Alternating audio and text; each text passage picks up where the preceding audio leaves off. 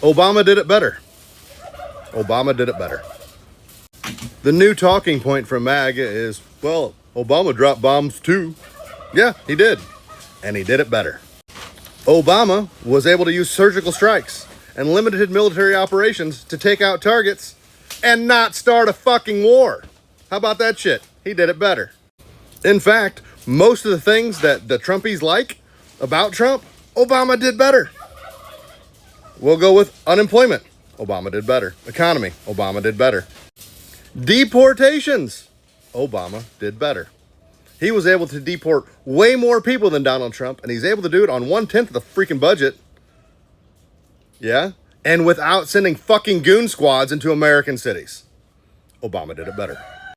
Obama was able to get across a healthcare bill. Trump can't. Obama did it better. Obama was able to get tax cuts for the low and middle class. Trump for the upper class, for the rich. Obama did it better. So trying to say that Obama did it too on any subject just shows the failure of Trump and the failure of his people to recognize that everything that Trump said Obama did it fucking better. They just don't like that a black man did it better than a white man. And one last point, let's not forget that Obama was able to get Iran to enter into a non-proliferation treaty for nukes. Trump couldn't do it, so Obama did it better. Help, you're still at the restaurant. Y'all are fucking obsessed with Barack Obama. He hasn't been president for 8 years. He left office in 2017, January of 2017. And y'all are still like, Obama this and Obama that. Like, listen, I understand the man is fine. He is fine. I love him too, but we absolutely would have called him out for doing fucking weird shit. Now, when Obama came into office, he inherited a war from George Bush, a Republican president. Also a war criminal. George Bush is a war criminal. But Barack Obama inherited a war. Now, there is shit that I don't agree with that Obama did. That's just it. But we don't have a cult-like relationship with our Democratic presidents the way that you do with Donald Trump. And you can see that because we called out Joe Biden for like 4 years of his presidency for doing some shit with Israel. So, y'all are still at the restaurant. Y'all are thirsty for this man. I mean, again, I get it. He is fine as hell and intellectual as hell and super, just all around amazing president. But at the same time, move on. Leave the restaurant. The restaurant is closing down. No one is serving you. You're just sitting there and making it weird. Have a good day. This deal, which is due to be signed on Friday, I can't think of anyone better placed to answer a simple question. Is this a failure by Donald Trump? Yeah, it is. I mean, look, let's first say that you and I and almost everyone in the world should be happy that the Strait is about to reopen. Yes. It is the singular cause of massive economic pain globally. It's affected the UK, it's affected the EU, it's affected the US, though not as much, frankly. But everybody is getting hurt, and we need this thing back open. So it was utterly unnecessary that we went through all of this. But given that we have, I'm certainly pleased that we have this news. This is better than another week, another month of more fruitless negotiations. Agreed. That's where I stand. I think this is objectively a humiliation for Donald Trump, and I'm not going to pretend it's not. I think it's objectively a humiliation for the United States of America in so many ways. I'm not going to pretend it's not. I refuse to do what some are advocating for, just, well, kiss Trump's ass and so that way we can get out of this war. No. I want us to get out of this war, but I'm going to call this for what it is, a humiliation, and I'm not going to give Trump any credit for this, nor should anybody else. But of course, it's eminently preferable to a friggin' hot war and a continuation of a hot war. So fingers crossed, right? But then Piers follows up with this. Negotiations. Are we going to end up with a deal which is at best the same as the Obama deal, albeit with slightly different wording, and at worst potentially a little bit worse? And of course the subtext of that is that Trump ripped up the Obama deal, said it was the worst deal ever done, and yet here he may be, through political and economic expediency, having to do something very similar. At best. There's the fact that you and I are having this conversation, and they've announced that they've signed the deal electronically. We still haven't actually seen the text. Why not? Senator Lindsey Graham saying, oh, this is a great, great job by statesman J.D. Vance. Why isn't he saying it's a great job by Trump? Because the people that are close to this understand that this is not a deal to be proud of. This isn't something where the Americans come out looking strong. Also, keep in mind, the original Obama deal was a deal that had many signatories, friends of Iran, enemies of Iran, that had leverage to help ensure that actually the Iranians kept their end of the deal, or else that the inspectors would actually go in, that the low-level enrichment would stay a low level of enrichment. This is a deal by the United States by itself.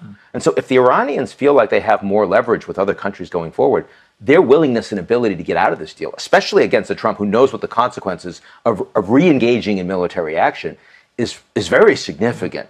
And then going forward, the deal that we're talking about today, that everyone's saying is so wonderful, this doesn't involve the nukes at all. Well, that's the point. And of course, they're looking to get a commitment out of Iran. Obama is speaking out against Trump's use of Josh. I think he puts his finger right on it up close when you see what the Department of Justice has done to weaponize the rule of law against political opponents of President Trump. It's reminiscent of any sort of authoritarian regime where you see a leader going after his political opponents. We've never seen the Department of Justice used to this extent as a political or police, basically watchdog for the president. Right. And I believe they always accused the weaponization of the government. They accused Obama of weaponization. They accused Joe Biden of weaponization. And I just want to say, I wish Biden would have weaponized the DOJ. I wish they would have done their fucking job and said, go get these fascists that tried to overturn the election results. And that's what all of the MAGA crowd says. Well, look at what Biden or look at what Garland did. They didn't do jack shit. Exactly. And let's not skip past the fact that President Trump is an actual criminal. He was convicted in a state court, not a federal court. He was convicted in a state court of 30-something counts. Didn't have anything to do with Merrick Garland, with what happened to President Trump. Well, and speaking of those 34 felonies that he was convicted of, an attorney took 34 L's, and that guy's name is Todd Blanche. The loser who got Trump convicted of 34 felonies is now the acting attorney general of the DOJ. And he has responded to former President Obama. Play the clip. That myself or President Trump or lawyers who work with me are being accused of some sort of political retribution. It is simply not true.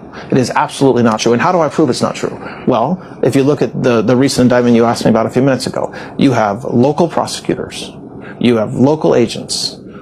I don't even know their names.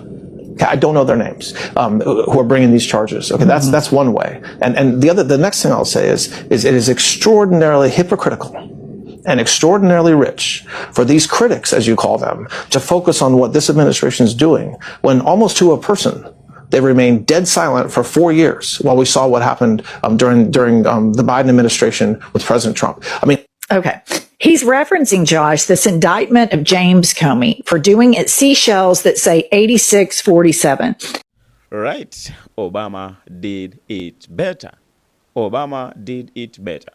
That is what today Americans are coming out to say, because the person that they have in office, in White House, has today pushed them to the wall, forcing them to start remembering somebody who was there before. And in fact, when that person was there, they never appreciated what he was doing. They never, all of them loved him, because as a politician, you can't expect love from everyone or from anybody across your country, because there are some people who agrees with their regime. There are some who disagrees with the regime. So it's you to accept all that comes. It's upon you. For those who appreciate all that you're doing, someone else can come, and he or she can prove to them that you are the best. You at least, maybe. And that is what today is happening across America, because DJT has today pushed Americans to the wall. He has sent them to wars that was there, and more than of what was there. He used to tell them that he's going to end the wars. The wars that was in America, it was for the Obama and Biden. He promised Americans, I'm going to end the wars. And he promised them against the new wars. And what is so surprising is that he's not even He never even thought about ending the wars, but he came with the new wars, his new wars, which today we know that has bring the global disasters. You know, when we talk about America, we are not only talking about America because all that's happening across America is affecting America, but anything that happens across America affects the world. Anything that happens across America, it affects the world. It becomes the global disaster, global problem. And that's why today you are watching many people coming out to address the issues that are affecting America, because once America is affected, it means that the globe is affected. America started a war with Iran. Instead of finding peace, you know, finding a way on how to maybe to negotiate or make a deal, because this deal was there before. Obama was the one who initiated this deal. So Trump was supposed to come and maybe solve it in a different way, you know, because it was already there. And Obama came up to deal with this situation in a different way. The world never even realized that Obama was dealing with Iran, you know. He never went in to drop bombs anyhow, you know, causing a global disasters, destruction of economy and everything across the world. Because once it happens, you've seen what has happened since this war started in Iran, between America and Iran. The world has been in a problem. When you talk about the inflation, when you talk about the shortage of fuel, it is not only affecting Americans, but it's affecting the world. People in Africa, we're feeling it. And we are not, some of us even stepped in America, but we are feeling it. We are being affected by the wars in Iran. So it's time, I think, we should be coming out to expose this, so that at least even those people who came out to endorse this person, this man, they can know and understand that they made a mistake, not only for them, but across the world. That's why you're watching Americans coming out today, and some of them are Trump supporters, saying that Obama did the same. Anything that Trump today is doing, Obama did the same. But he did it in a different way, whereby it didn't just affect people just like how it's affecting them today. It didn't just bring the impacts, the greater impacts and damages as how it's bringing today to the world. Many people came out to warn people against this man, because sometimes you say that white Americans are confused. Why?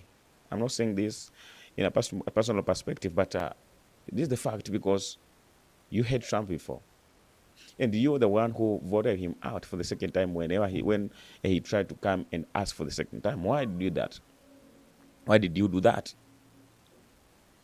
And what is that you forgot and pushed you to come and elect this man for the second time? Just because he came and manipulate, convince you with few sweet words and bigger problems, bigger promises. You forget everything that he tried or he failed to do for the first time. And now you endorse him again. So today you're coming to say that Obama was better. We know. But today, at this time, there's some white Americans, some Trump supporters who can't agree that. They still love Trump. They just love Trump. It's agape love. They love him, that man. No matter what he's doing, they just love him. So you can't come out and convince them, even if they die today due to hunger, if they decide they starve to die to death, they still love Trump. But what they don't know is that anything that they are doing today, it's not all about themselves. But try to look other people. Whatever you're doing today to support him, you are destroying other people's life. You are ruining the world just because of your support. Your single vote destroyed everything.